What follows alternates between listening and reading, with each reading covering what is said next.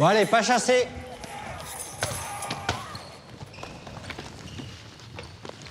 Tu regardes quoi là? C'est une série, ça, mon frère. Oh là là, c'est gore. Moins de 16 ans quand même. Tu sais, moi j'ai beau savoir que c'est des effets spéciaux, ça me fait bien flipper. Ah bon? Ah ouais. Pas toi? Ouais, c'est chaud. Les images violentes, on doit les éviter, sinon il faut en parler. Vas-y, raconte. Face aux écrans, soyons vigilants. Retrouvez-nous sur jeunepublic.csa.fr.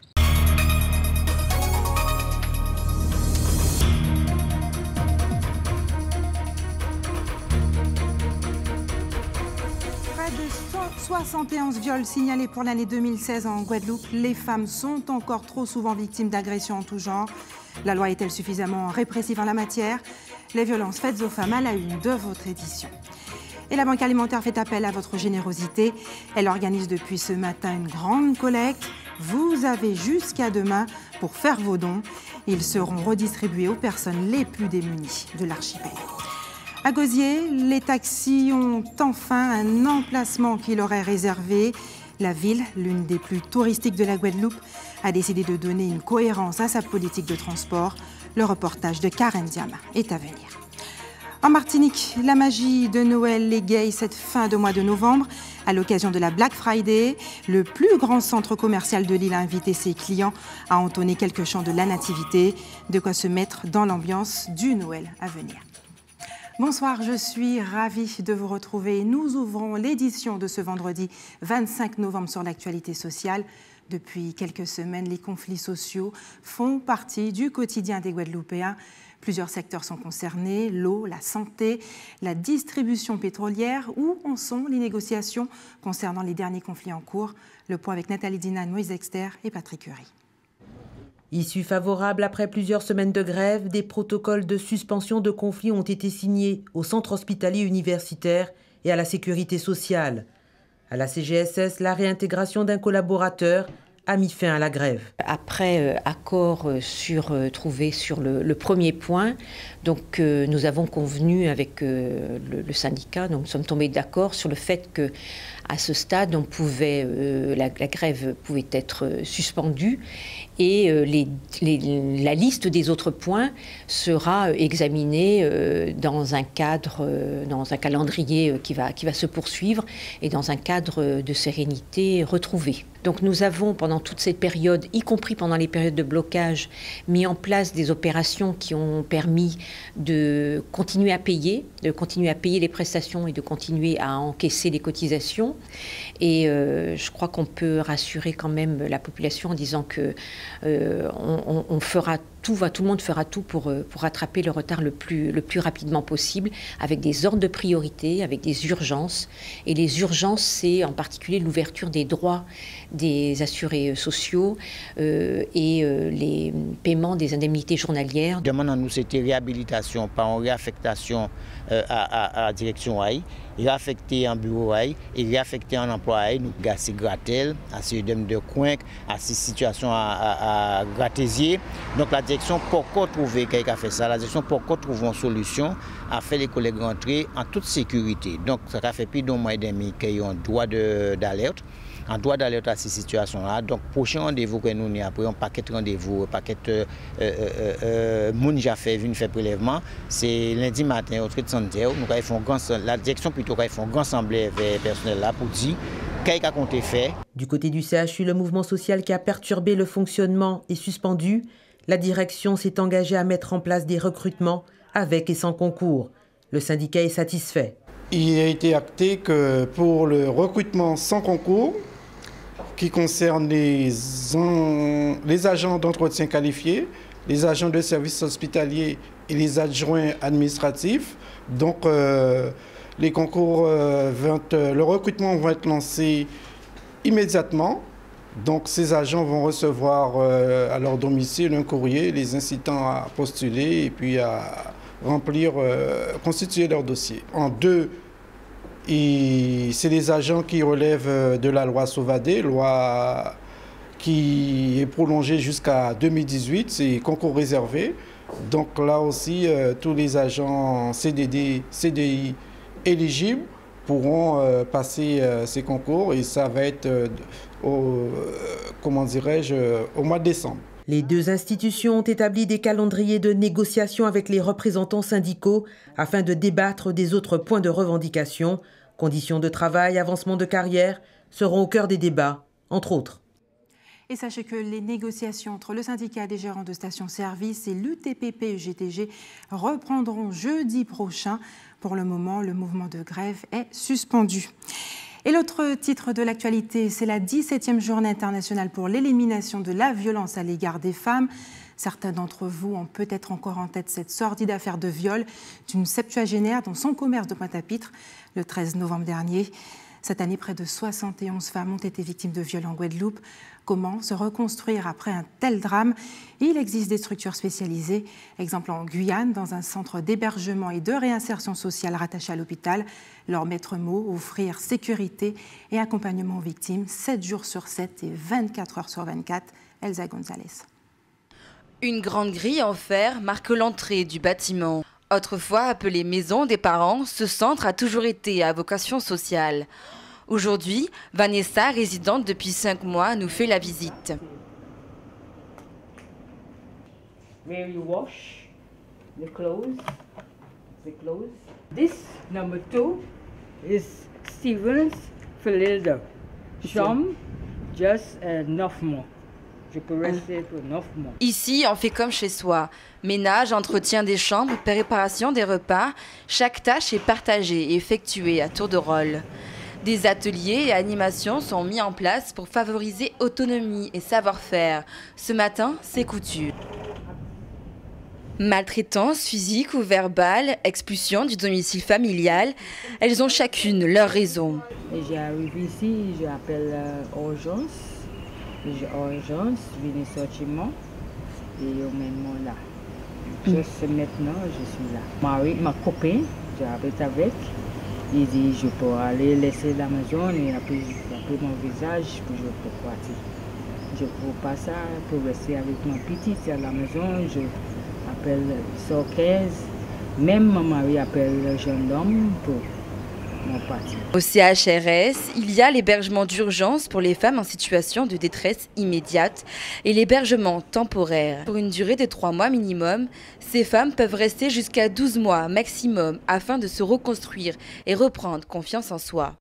L'idéal pour nous, c'est effectivement une dame qui est reconstruite et qui repart dans une vie normale avec son propre logement, autonome, un emploi et une vie sociale normale. Aujourd'hui, une femme tous les 2 jours meurt sous les coups. Ce centre, rattaché au Centre communal d'action sociale, est parfois une question de survie pour ces femmes en situation de détresse. Et pensez-vous que la loi réprime-t-elle suffisamment les violences commises contre les femmes? On écoute vos avis recueillis par Patrick Curie et Moïse Dexter aujourd'hui. Actuellement, je ne pense pas, puisqu'en fait, on constate que la violence faite aux femmes est en nette augmentation.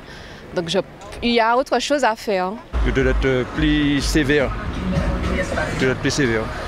Envers ces gens qui ont fait ça. Quand on entend les informations des frères, il y a des cas qui ne sont pas sévèrement jugés, condamnés. Il y a beaucoup de choses qui se font en sourdine et qui ne se disent pas. Et donc, c'est vrai que la loi, on compte tout le temps réagir. Ça dépend des situations, mais moi, personnellement, je pense que non. La loi, c'est la loi. C'est punition qui est là. On n'est pas obligé.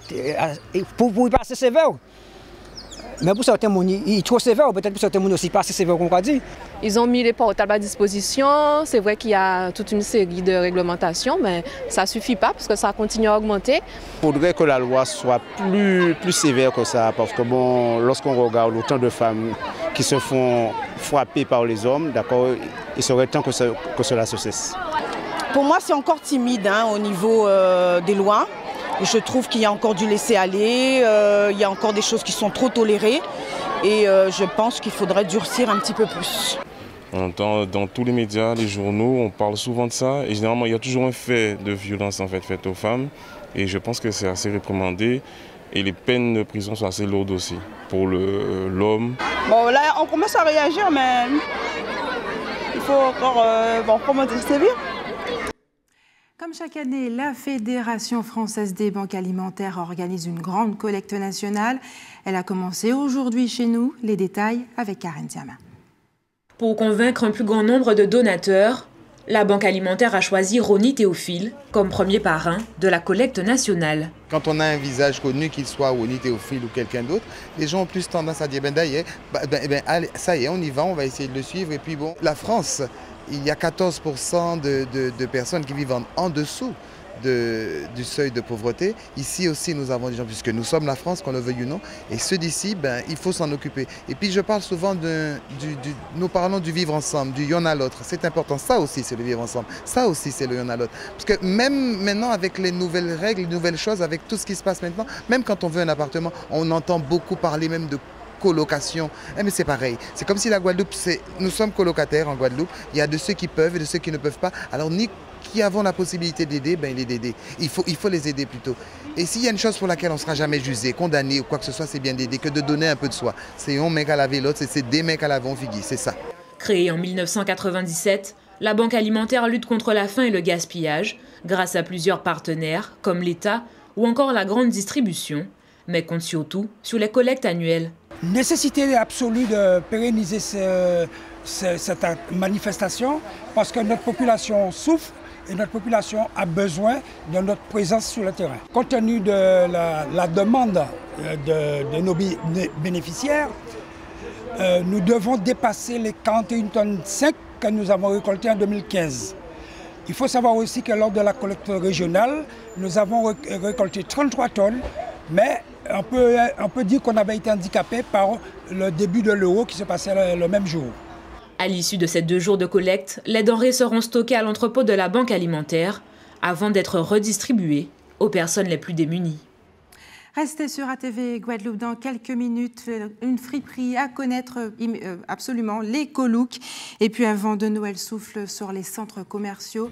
Exemple dans un instant en Martinique.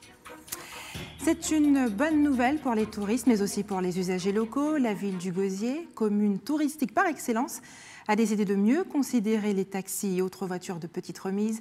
À compter d'aujourd'hui, ils ont un emplacement qui leur est réservé. Les détails avec Karen Diama. Taximan depuis 2 ans, dans une des villes les plus touristiques de Guadeloupe, Julien a reçu ce matin une carte verte qui devrait lui permettre d'exercer son métier dans de meilleures conditions. C'est une grosse évolution au niveau de la ville du Gosier, puisque ça nous permet de voir où est-ce qu'on peut se mettre, où est-ce qu'on peut avoir une clientèle. Par rapport à avant, on n'avait pas d'emplacement. On allait directement devant l'hôtel ou bien l'hôtel nous appelait. Mais là maintenant, on peut stationner comme n'importe quel taxi à l'hôtel, aux hôtels du Gosier, comme au casino, le grand supermarché, et il y a aussi d'autres endroits. C'est un gros avancement à ce moment-là, parce que surtout au niveau des grosses saisons touristes, les grosses saisons, les hôtels sont remplis, ça va nous permettre d'avoir un peu plus de clientèle, surtout la clientèle du soir. Comme Julien, 36 autres taximans feront partie de ce nouveau dispositif qui prévoit 6 emplacements spécifiques sur le territoire du Gosier. Les taxiteurs du Gosier auront une carte verte qui pourront donc être demandées par les autorités à tout moment avec un autocollant de la ville du Gosier et un numéro. Donc ils seront dorénavant identifiés. Ce qui veut dire que le maire du Gosier a signé un arrêté. Cet arrêté donc est très clair. C'est-à-dire que dorénavant, sur le territoire du Gosier, ne pourront stationner que les taxiteurs autorisés. Et donc les autres véhicules, ils seront sanctionnés parce que c'est la réglementation et le service de police va faire le nécessaire. Avec ce nouveau dispositif, la municipalité facilite le transport individuel de personnes et améliore ainsi la qualité du service rendu.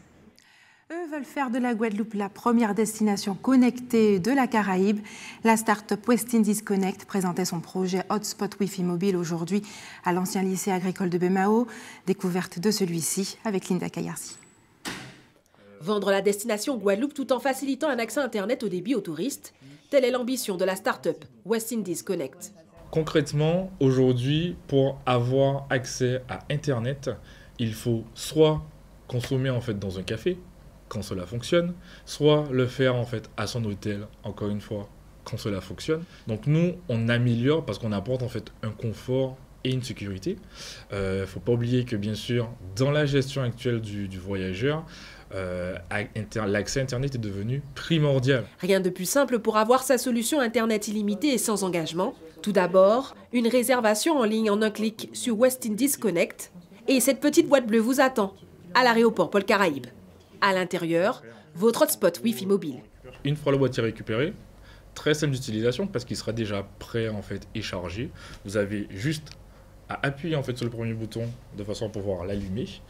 Une fois que vous avez accès et qu'il est allumé, vous vérifiez les différents réseaux Wi-Fi existants clairement sur votre téléphone. Le nom du réseau Wi-Fi en fait est porté juste au dos.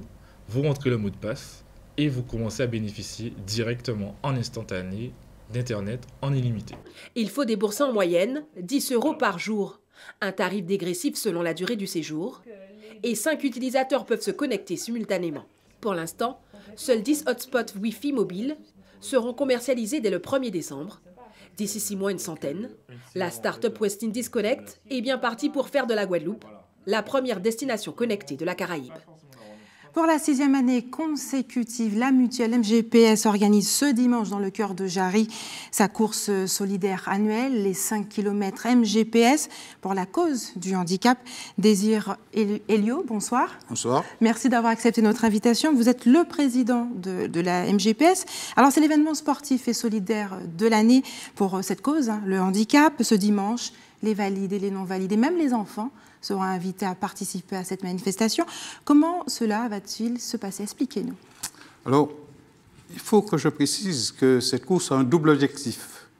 La promotion de la santé par le sport, mais surtout l'intégration des personnes en situation de handicap. Autrement dit, une action de solidarité en faveur des handicapés. Alors, nous avons décidé cette année, avec les parrains qui sont Toutoun Chérubin, que tout le monde connaît, et Brigitte Zabarel, de faire d'abord une partie sportive, puis ensuite un handi-village. Alors, en ce qui concerne la partie sportive, il y a 3 courses. Exactement. Cette course fonctionne un petit peu comme les offres de la mutuelle. Il y a pour tous les goûts et pour tous les moyens, là, les compétences physiques. 3 courses, la mutualiste, la solidaire et la mini, qui sera réservée aux enfants.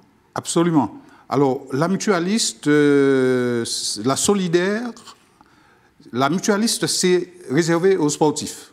Avec classement, il faut avoir un certificat médical. On peut courir, faire des chronos, etc. C'est pour les sportifs. L'autre, la solidaire, c'est allure libre. J'y serai et mon allure sera égale à 0. Mais en tout cas, j'y serai parce que je veux être solidaire du handicap. Tout le monde peut y participer, n'importe quel âge. Il faut marcher, courir, prendre l'allure qu'on veut. Ça, c'est la solidaire. Et nous attendons le plus grand nombre. La 3e, c'est la mini. Pourquoi? C'est réservé aux jeunes de 10 à 13 ans. Qu'est-ce que nous voulons faire? Attirer l'attention des jeunes sur la situation du handicap, mais également sur la nécessité d'être solidaire dans la vie. Donc 3 épreuves.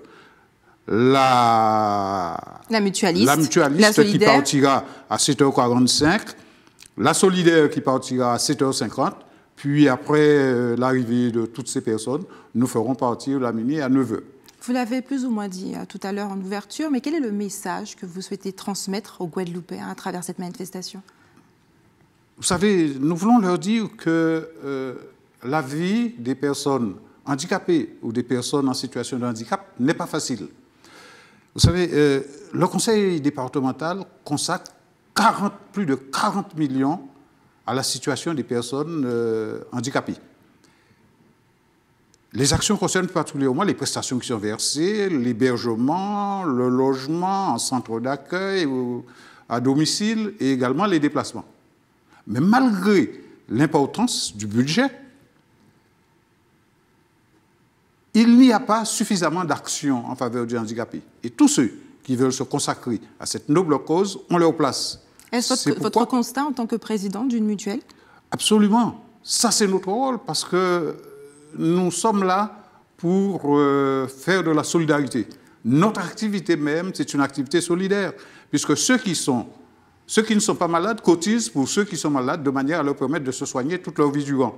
Donc, nous voulons attirer l'attention de tous les Guadeloupéens sur la situation du handicap, mais également sur la situation des aidants, des familles, et leur dire que le Conseil général ne peut pas tout faire, mais nous pouvons apporter notre aide au travers des associations, des aidants, parce qu'il y a des actions. On veut les sortir de leur isolement, parce que pour des raisons diverses qu'on ne va pas développer ici, les handicapés sont parfois confinés chez eux. Mais quand on les voit dans une activité sportive, c'est la joie, c'est l'épanouissement. Et l'arrivée de cette course se tiendra, vous l'avez dit, un Nandi-village. Quel intérêt présente ce village pour les personnes qui feront le déplacement? Alors, cet Nandi-village, dont la marraine sera Brigitte Zabarel, a un double objectif. Tout d'abord, par l'intermédiaire des ateliers, des stands de simulation, sensibiliser tous les visiteurs sur la situation du handicap. Il y a des stands de troubles de la vision, des stands en langue de signes française, des stands de santé mentale, des stands de circulation à mobilité réduite pour voir ce que c'est, mais aussi surtout des stands de simulation de la vieillesse. Parce que quand mamie dit quelque chose à la maison, les enfants ne comprennent pas souvent. Même les grandes personnes, souvent, ne comprennent pas. On va les mettre en situation pour leur dire, voilà ce que mamie ressent et pourquoi nous devons prêter attention à ce que mamie dit. Et même si mamie s'énerve, eh ben, il faut lui faire un bisou. Voilà. Tous ceux qui participeront à cette course dimanche à Jarry, à Bemao, ont versé entre 8 à 10 euros. À quoi serviront ces sommes? Écoutez, c'est la 6e édition, mais ça fait la 3e édition qui est réservée à la solidarité en faveur des handicapés. Là, en 2014, nous avons versé à une association Libellule un chèque d'environ 3 000 euros. Ce sont des associations qui s'occupent des personnes handicapées. En 2015, c'est l'association Les Dauphins du Moule, dont le président est Fabrice Golabcan, les Dauphins du Moule. On connaît les Dauphins du Moule comme association qui développe la natation, mais il y a une section qui développe la natation pour les personnes en situation de handicap. Et cette année, c'est l'association Form One Move, une association sur les abîmes, qui là fait un travail également très intéressant. Et d'ailleurs, l'association nous a précisé que cet argent que nous allons lui verser, la somme, je ne la connais pas encore, puisque nous avons déjà près de 300 inscriptions, nous en attendons environ une centaine encore demain. Eh bien, cet argent sera versé à l'association Form One Move qui envisage d'acheter un tricycle pour les personnes en situation de handicap, de manière à leur faire sortir de leur isolement. Désiré Elio, merci d'avoir accepté de répondre à nos questions ce soir, de nous avoir expliqué en tout cas l'objectif de cette manifestation. Il y avait du sport aujourd'hui dans les rues de Port-Louis. L'équipe d'EPS du collège de la commune a organisé le cross interdegré, un temps fort de la vie des établissements du bassin. Patrick Curie et Meuse Dexter ont enfilé leur basket pour suivre l'événement. On regarde leur reportage. Ils étaient plus de 500 à participer au cross interdegré. Chaque année depuis 5 ans, c'est un véritable engouement de la part des élèves, mais aussi du public qui les soutient tout au long du parcours. Une manifestation qui anime le bourg durant quelques heures, avec comme objectif construire les adultes de demain. On a mis en place un thème sport, santé et citoyenneté. Et on a un cross ça fait sa 5e édition. On a commencé par les primaires. Les élèves du collège, depuis le mois de septembre jusqu'au mois de novembre, l'activité principale, c'est course de longue durée. D'accord ? Donc on a un travail qui est fait sur la santé et le savoir gérer sa vie physique. Les professeurs d'éducation physique et sportive ont établi des parcours différents en fonction des niveaux scolaires. Pour les collégiens, ce n'était pas si évident pour tous. Comme c'est ma 2e fois, j'ai trouvé que c'était facile. Peut-être pour d'autres c'était difficile, mais pour moi, j'ai trouvé un peu facile. Oui, la grosse difficulté, ça a été le monde, parce que tout le monde marchait, personne ne courait environ près du monde. Oui, c'est quelque chose que j'aimerais faire avec plaisir. J'ai bien aimé la course, c'était un peu difficile, mais bon. Ça s'accrocher? Oui, à un moment, j'avais plus de respiration. Près du champ de Cannes, là, C'est là qui ont été mes difficultés. L'originalité cette année, la course des parents, mais la plupart préféraient encadrer. Alors oui, je suis parent d'élèves, oui, soutenir les enfants ainsi que ma fille, la classe de CM2. C'est bien d'organiser des manifestations sportives de temps en temps, ça fait du bien. Le cross organisé pour les élèves et avec eux sert d'évaluation pour les collégiens. Ils doivent être très impliqués. Ils participent à l'organisation, surtout sur la nutrition. Qu'est-ce que je dois faire avant l'effort, après l'effort, comment respirer. Et ça fait partie de leur EPI qui dure depuis le début de l'année. Pour bien travailler sur la citoyenneté, ce serait bien que les élèves voient leurs parents courir. Et je crois que ça peut resserrer des liens entre parents et enfants. Une initiative qui s'inscrit désormais dans le calendrier des manifestations de la commune. Petit bémol, l'état du stade. Mais un détail pour ces enfants trop contents de se défouler. Alors rendez-vous l'année prochaine. Ils attendent un peu plus d'adultes pour la course des parents. Et voici un endroit où vous pourrez dénicher des idées cadeaux à l'approche des fêtes de fin d'année. Il existe dans le centre de Jarry une friperie, un magasin où l'on vend des vêtements d'occasion à petit prix. Linda Kayarsi et Karen Diama se sont fait un plaisir de vous faire découvrir l'endroit. On regarde. Amoureuse de la mode et après 10 ans de mûre réflexion, la friperie solidaire Ecolook de Vanessa voit enfin le jour. J'ai évolué dans le monde associatif depuis mon plus jeune âge, donc je voulais vraiment créer une association, ça me tenait à cœur.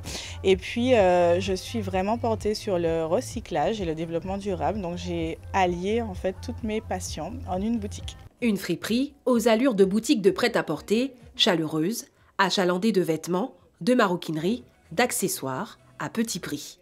Alors, ces fonds récoltés vont nous permettre d'embaucher des gens en insertion. Donc, quand vous faites un achat à Ecolook, donc un achat solidaire, ça permet de payer le salaire de quelqu'un, d'une couturière, d'une blanchisseuse, d'un cordonnier. Ce sont des gens qui vont apprendre un métier, ce sont des gens que nous allons aussi former. Donc, c'est pour ça, finalement, que c'est une vraie boutique solidaire. Et depuis l'ouverture, le 19 novembre dernier, commerçants et particuliers font de généreux dons. Objectif, permettre aux chineurs de trouver leur bonheur, mais pas seulement. À Ecolook, on a pris le pari de s'adresser à un public qui en a vraiment besoin et à un public aussi qui aime chiner. Donc on a voulu mixer les couches de la population. En une semaine, on a vu que ça fonctionne. On voudrait vraiment créer du lien social entre les gens et on a voulu en fait faire quelque chose de plus chic pour que les gens se sentent à l'aise et puis puissent rester longtemps, puissent rester discuter parce que c'est aussi un lieu d'échange. La boutique solidaire de Vanessa se veut aussi écologique, portant en bois, caisse de rangement, présentoir en jute, que de la récupération, une nouvelle vision de la solidarité qui se veut désormais durable. Et les Martiniquais étaient invités à faire des économies aujourd'hui grâce à une Black Friday à domicile. Nul besoin d'aller aux États-Unis pour faire de bonnes affaires. De nombreux magasins ont proposé des promotions, mais également un chanté Noël dès 4 h du matin dans l'un des plus grands centres commerciaux de l'île. On regarde le reportage de José Le Chartier. Le temps manqué.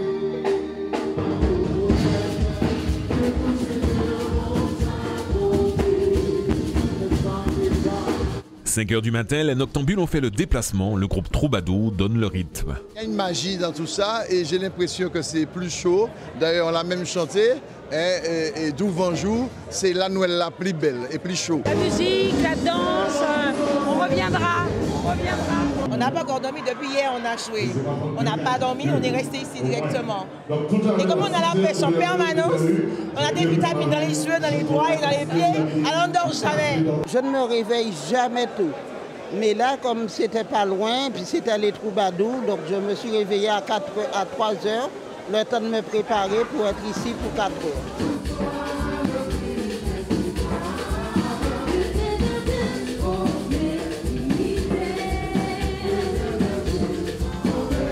Pour cette grande enseigne, réunir la population autour d'un groupe célèbre était une opportunité à ne pas rater. Une façon de faire patienter avant l'ouverture du magasin et des boutiques. Lorsqu'on va ouvrir le magasin tout à l'heure, une fois que le groupe aura fini de chanter, les troubadours sont là aujourd'hui, mais lorsqu'on aura fini de prendre le petit déjeuner ensemble, on offrira aux clients des offres tout à fait exceptionnelles. Une Black Friday en Martinique, un concept qui a déplacé la clientèle. C'est vrai qu'aux États-Unis, c'est encore plus intense, c'est encore mieux. Bon, la Martinique, on est en train de découvrir ce type d'organisation Black Friday Madinina. Nous avons fait le déplacement pensant que c'était une grosse braderie en quelque sorte. Et là, c'est 20%, 30% comme les soldes normales. Donc, ça ne vaut pas tellement le coup. 20% de réduction en moyenne, pas de quoi laisser un souvenir impérissable aux clients. Pour les commerçants, c'est l'occasion de présenter les nouvelles collections. Nous, en fait, on a les nouvelles collections qui sont qui font partie du lancement de Black Friday. Donc, ils sont déjà en promotion. Donc, on a les restes des soldes, tous les articles qui nous restent en solde sont exposés et les articles qui font partie de la nouvelle collection sont soldés. Aujourd'hui, nous proposons toute la collection à moins 20%. À midi pile, la Black Friday locale a pris fin. Pour cette première édition, le concept a encore du chemin à faire pour faire basculer la Martinique à l'heure américaine. Et la Guadeloupe n'est pas en reste. Nos confrères d'RCI organisent dès ce soir les rendez-vous de Chanter Noël qui commence à Grand-Fond-Sainte-Anne avec le groupe Cactus Show. Et nous refermons cette édition avec ces images. Il s'agit d'un clip réalisé par l'association Annabella Respect et Émancipation des femmes. Il a été conçu avec la participation active des élèves du collège Appel du 18 juin du Lamentin afin de sensibiliser les jeunes filles sur le harcèlement sexuel et le cyberharcèlement. On regarde.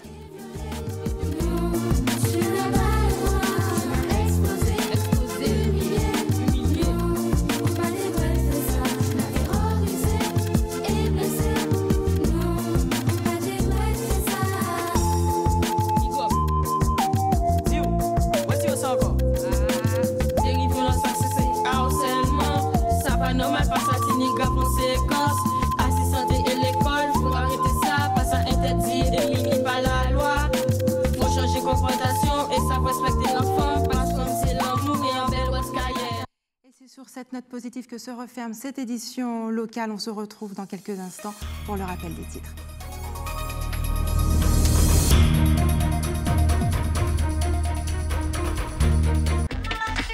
On va peut-être changer, non? Moins de 10, c'est pas vraiment de votre âge. Ça vous a pas paru un petit peu bizarre, le garçon qui embrassait toutes les filles, là? On avait pas mal de copines, non? Ouais, tu te laisserais, toi, attraper par les cheveux comme il faisait? Bah non, jamais de la vie.